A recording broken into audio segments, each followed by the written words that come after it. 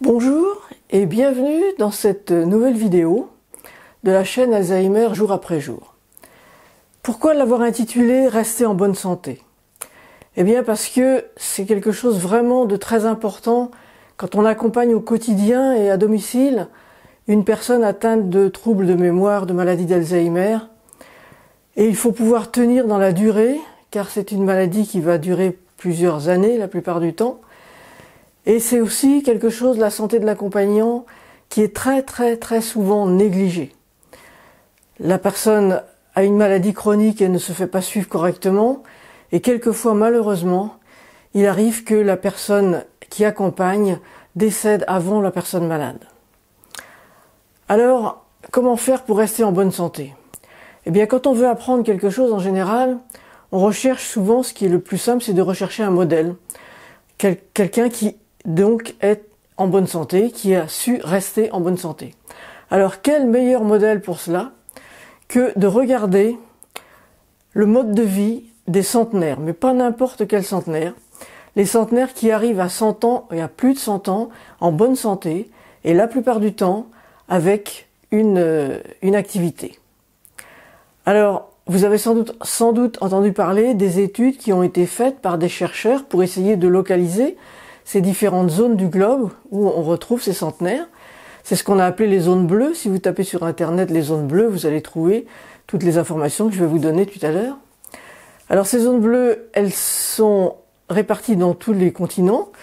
La plus connue sans doute est l'île d'Okinawa au Japon, parce qu'on a beaucoup travaillé et beaucoup publié de livres et d'articles sur le régime de ces personnes-là, mais on verra tout à l'heure qu'il n'y a pas que le régime alimentaire. Plus près de chez nous, il y en a en Grèce, dans une île grecque. Il y en a aussi en Sardaigne, donc en Italie. Il y a aussi un petit village au Costa Rica. Et enfin, un endroit aussi en Californie. Je me souviens, la première fois que j'ai vu ça à la télévision, c'était un reportage, je pense, sur le Costa Rica. C'était un petit village de montagne et on voyait cette personne de 103 ans, je crois, qui, après un petit déjeuner assez frugal, partait dans la montagne, montait pendant à peu près 1 heure, arrivait à son champ, cultivait son champ, tranquillement, en faisant une petite pause le midi pour le casse-croûte qu'il avait amené avec lui, et redescendait tranquillement de la montagne pendant 1 heure le soir. Alors sans aller jusqu'à ce modèle, vous allez me dire, vous n'avez peut-être pas envie d'aller jusqu'à 100 ans, mais néanmoins, je pense que la plupart des points communs qu'on a trouvés, que les chercheurs ont trouvés pour ces personnes, eh bien, relèvent en fait du bon sens et sont surtout, pour la plupart, très faciles à appliquer. Alors c'est bon, je pense, de se rappeler qu'avec ces 9 points qui ont été définis par les chercheurs, retrouvés qui sont des points communs à tous ces centenaires, eh bien ça pourrait vous aider dans votre quotidien à rester en meilleure santé. Alors le premier point, c'est l'activité physique, ça ne vous étonnera pas, mais pas n'importe quelle activité physique. Une activité régulière, modérée. Ce ne sont pas des gens qui font des marathons, mais ce sont des gens qui, toute leur vie, ont eu une activité tranquille. Ils font leur jardin, ils vont chercher leur pain à pied, ils vont faire leurs courses à pied, ils font une promenade un petit peu tous les jours en promenant leur chien, et ils ont fait ça tout au long de leur vie. Donc, activité physique régulière et modérée. Ne pas chercher à faire des exploits. Saint-Jacques-de-Compostelle en faisant 25 km par jour quand on a 75 ans, c'est peut-être pas ce qui va vous permettre de rester le mieux en bonne santé. Donc, activité régulière, modérée. Le deuxième point commun, et troisième également qui se rejoignent, concerne donc l'alimentation.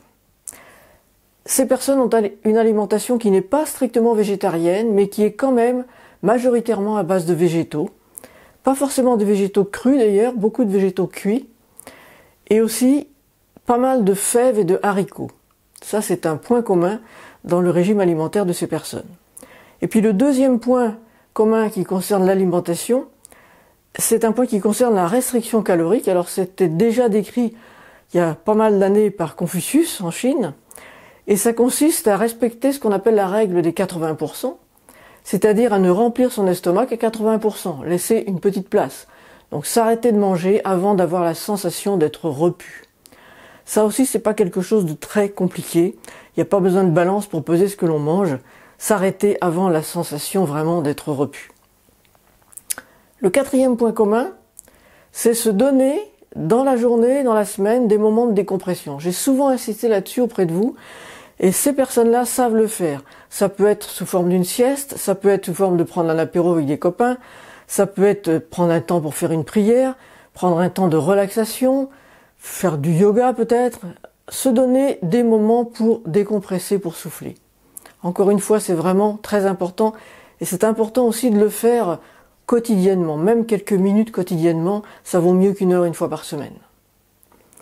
Le 5e point, eh bien, c'est d'avoir un but dans la vie, ce que les Japonais appellent l'ikigai. Pourquoi je me lève le matin? Effectivement, quand on prend des années, on se demande quelquefois pourquoi je suis sur cette terre encore, pourquoi c'est si difficile pour moi d'accompagner cette personne, et le but de la vie, eh bien, on a du mal quelquefois à le retrouver. Alors, si vous accompagnez quelqu'un qui a une maladie d'Alzheimer à domicile, c'est que vous avez pour cette personne un minimum d'amour, sinon la personne serait déjà en institution. Alors se rappeler ça quand on se lève le matin, si je le fais, c'est parce que je l'aime, c'est parce que tout ce qu'on a vécu ensemble peut-être, que ce soit mon père, mon mari, mon frère. Donc se rappeler le but qu'on a dans la vie et conserver ce but, ça aide vraiment à bien vieillir. Ça permet aussi d'avoir des projets. Et puis le 6e point, qui va peut-être vous étonner, eh bien c'est la consommation d'alcool. Ces personnes consomment de l'alcool, certes très très peu, de l'ordre d'un verre, maximum 2 verres pour un homme très baraqué. En général, c'est à peu près 1 verre et c'est plutôt du vin. Et de façon régulière. Alors ça fait penser à Jeanne Calment, je crois qu'il prenait son apéritif tous les jours. Eh bien oui, pourquoi pas. Ça semble être un point commun de toutes ces personnes. Et peut-être aussi parce que le fait de boire un peu d'alcool, c'est quelque chose de réjouissant. Et ça fait du bien aussi au moral. Le 7e point, eh bien, c'est l'engagement qu'ont eu ces personnes toute leur vie dans la vie de famille. Ce sont des gens qui ont pris du temps avec leurs proches, avec leurs conjoints, avec leurs enfants. Ce sont des gens qui n'ont jamais priorisé à 100% leur vie professionnelle, mais qui ont su conserver des temps de présence en famille. Et ça aussi, je pense que c'est vraiment important. Et enfin, 8e point, ils font en général partie d'un groupe de pairs, c'est-à-dire ils se retrouvent avec des personnes qui ont les mêmes points communs, les mêmes centres d'intérêt. Ça peut être un engagement social, ça peut être des amis qui partagent les mêmes loisirs, qui ont partagé les mêmes ambitions, peut-être les mêmes métiers autrefois, et ils continuent à se voir entre amis et entre personnes qui ont des choses en commun. Et puis le dernier point, qui n'est pas le plus négligeable, eh bien ce sont des personnes qui ont tout un engagement spirituel ou religieux. Et ça, c'est assez étonnant.